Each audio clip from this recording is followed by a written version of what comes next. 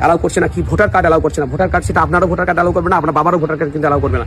তোমরা চিন্তা করছো বিএলআরও অফিসে যে আমরা কি করব, তো কিচ্ছু করার নাই। এই ভিডিওটা দেখো শেষ পর্যন্ত, তাহলেই সব কিছু জেনে যাবে, তোমাদের সব সুবিধা হবে।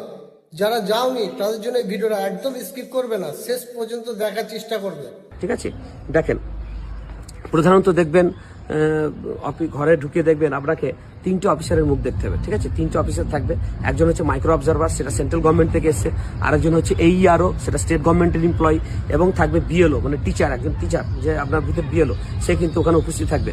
সেই এদের এক একটা মানুষের এক এক রকম ফাংশন আছে।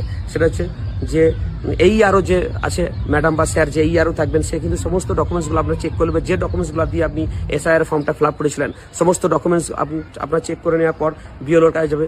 বিএলও সেটাকে সব মানে যে ফর্মে সাইন করা উচিত ফর্মগুলোতে সাইন করবে, আপনার ডকুমেন্টসে সাইন করবে না, সে আপনার ফর্মগুলোতে সে সাইন করবে। ম্যাক্সিমাম সইটা কিন্তু বিএলওরই আছে। তারপরে চলে যাবে মাইক্রো অবজারভার কাছে। মাইক্রো অবজারভার টোটাল ঘটনাটা দেখে, টোটাল ডকুমেন্টসগুলো দেখে যদি মনে করে হ্যাঁ ঠিক আছে, তাহলে সে স্যাটিসফাই হয়ে লিখে দেবে এবং একটা সই করে দেবে।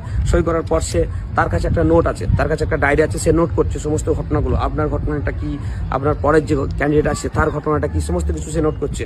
এই নোটগুলো হয়তো ইসিআই এর দিল্লিতে যাবে, হয়তো ইসিআই ইলেকশন কমিশন অফ ইন্ডিয়ার যে মেন অফিস আছে সেখানে হয়তো যাবে। উনি সেন্ট্রাল গভর্নমেন্টের একজন এজেন্ট বা সেন্ট্রাল গভর্নমেন্টের একজন মানে এমপ্লয়ি, সে সমস্ত কিছু নোট করছে। তারপরে আপনি ক্যান্ডিডেট যে এসআইআর করতে গেছেন, তাকে কি করতে হবে, তাকে 2 জায়গায় সই করতে হবে। দেখবেন 2 জায়গায় সই হলো কিনা আপনি দেখে নেবেন। প্রথম সইটা হচ্ছে যে এই যে রিসিভ কপিটা আছে, নোটিশের যে রিসিভ কপি, এই নোটিশের রিসিভ কপিতে আপনাকে একটা সই করতে হবে। এই নোটিশের রিসিভ কপিতে একটা সই করতে হবে আপনাকে, আপনি যে ক্যান্ডিডেট যে হিয়ারিং এ গেছেন।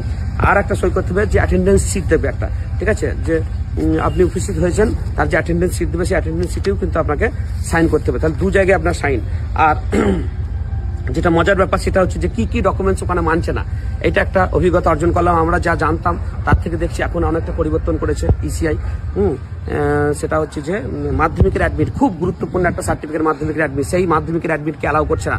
এটা খুবই মর্মান্তিক ব্যাপার, সেটা আমাদের খারাপ লেগেছে। কোন লজিকে, কোন সায়েন্সে এটা অ্যালাউ করছে না সেটা জানি না, তবে মাধ্যমিকের অ্যাডমিট অ্যালাউ করছে না, মাধ্যমিকের মার্কশিট অ্যালাউ করছে না, মাধ্যমিকের রেজিস্ট্রেশন অ্যালাউ করছে না।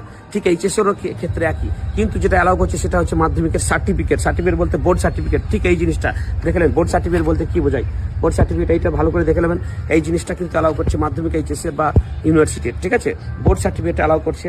আর অ্যালাউ করছে না কি ভোটার কার্ড অ্যালাউ করছে না। ভোটার কার্ড সেটা আপনারও ভোটার কার্ড অ্যালাউ করবে না, আপনার বাবারও ভোটার কার্ড কিন্তু অ্যালাউ করবে না। এটা মাথায় রাখবেন, ভোটার কার্ডের ওখানে কোনো চান্স নেই। ওরা বলতে চাইছে যে ভোটার কার্ডেরই তো সংশোধন হয়েছে, তাহলে ভোটার কার্ড অ্যালাউ করবো কেন। ঠিক আছে, তাহলে ভোটার কার্ড অ্যালাউ করলো না। আর কি স্কুল সার্টিফিকেট অ্যালাউ করছে না, সেটা প্রাইমারি স্কুল হতে পারে, সেটা হাই স্কুল হতে পারে। স্কুলে এভাবে কোনো টেনশন করবেন না, এইভাবে ধীরে ধীরে আপনার ডকুমেন্ট সাবমিট করে